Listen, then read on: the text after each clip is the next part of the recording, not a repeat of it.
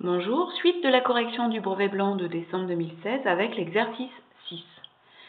Dans cet exercice, on voit que la première question consiste à tracer en vraie grandeur un quadrilatère qui a tout l'air d'être un losange avec ses 4 côtés de même longueur. Ça tombe bien parce qu'à la deuxième question, on nous demande de justifier que OLM est un losange. Pourquoi peut-on affirmer que c'en est un? Ensuite, on a une discussion. Alors, OLM est un carré, peut-être, peut-être pas. À nous de voir comment faire pour prouver qu'il en est un ou qu'il n'en est pas un, au contraire.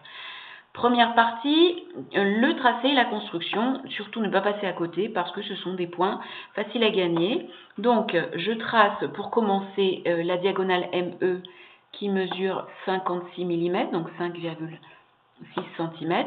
Ensuite, je prends le compas et à partir des extrémités de cette diagonale, je vais construire des arcs de cercle qui vont délimiter des points à 4 cm. Alors, première chose importante, avant de commencer mon tracé, je nomme les extrémités du segment que je viens de mettre en place, donc ME. Donc, à partir du point E, un arc de cercle vers le haut, comme ceci, et un autre vers le bas, comme ceci. On fait attention à ne pas changer l'ouverture du compas. Et la même chose à partir du point M. Donc on se place à l'extrémité du segment, on pivote un petit peu et on trace l'arc de cercle. Et puis ensuite on va faire la même chose vers le bas. On a eu de la chance, c'est passé près.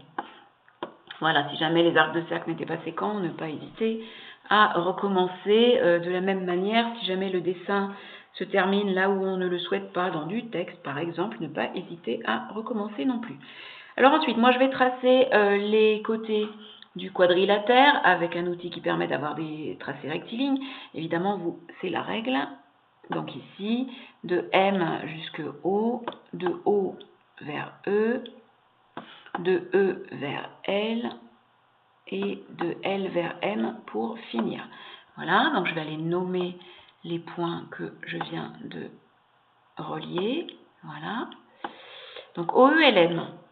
OELM, il ne faut pas que j'oublie de mettre le codage qui va me permettre de conclure, de répondre surtout à la question 2. Voilà, mes 4 côtés sont de la même longueur. Et c'est la raison pour laquelle c'est un losange. Mais on va rédiger avec un chaînon. Tant qu'à faire, on sait faire, donc on va en profiter.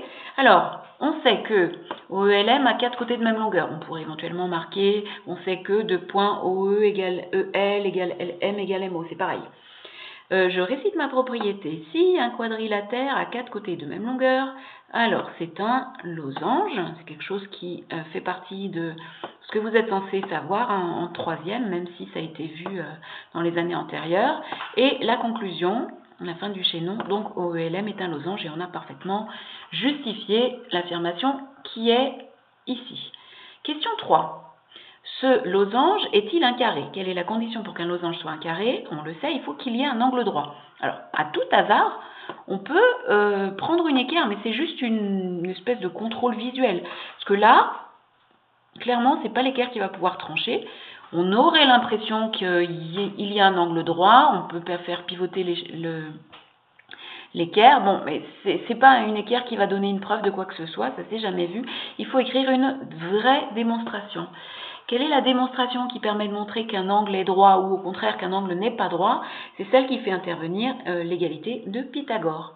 Donc, on va se placer dans un triangle donné, par exemple le triangle OEM, celui du dessus, voilà, OEM, et on repère quel est le côté le plus long dans ce triangle. Le côté le plus long est ME, donc c'est l'hypoténuse présumée dans le cas où ça se termine par un triangle rectangle.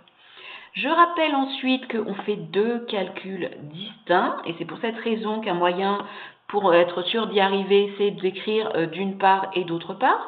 Donc d'une part, je calcule le carré du côté le plus long, le carré de la longueur ME, le carré de 5,6, donc je vous laisse prendre la calculatrice, 5,6 au carré, ça fait 31,36.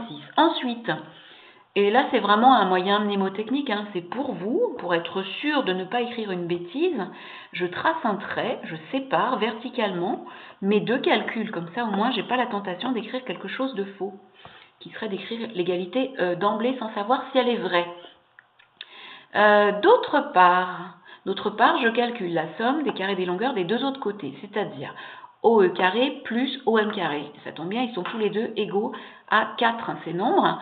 Donc, je calcule, le carré de 4, ça fait 16. 16 et 16, 32. Donc, OM carré plus OE carré est égal à 32.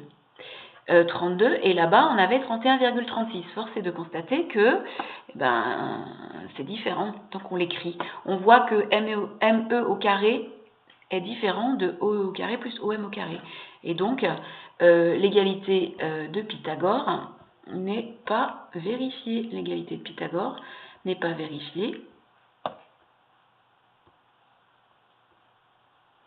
Voilà. Et du coup, le triangle n'est pas rectangle. Le triangle OEM, donc le triangle OEM n'est pas rectangle. Alors, l'égalité de Pythagore n'est pas vérifiée, donc le triangle OEM n'est pas rectangle. En quoi cela résout notre problème?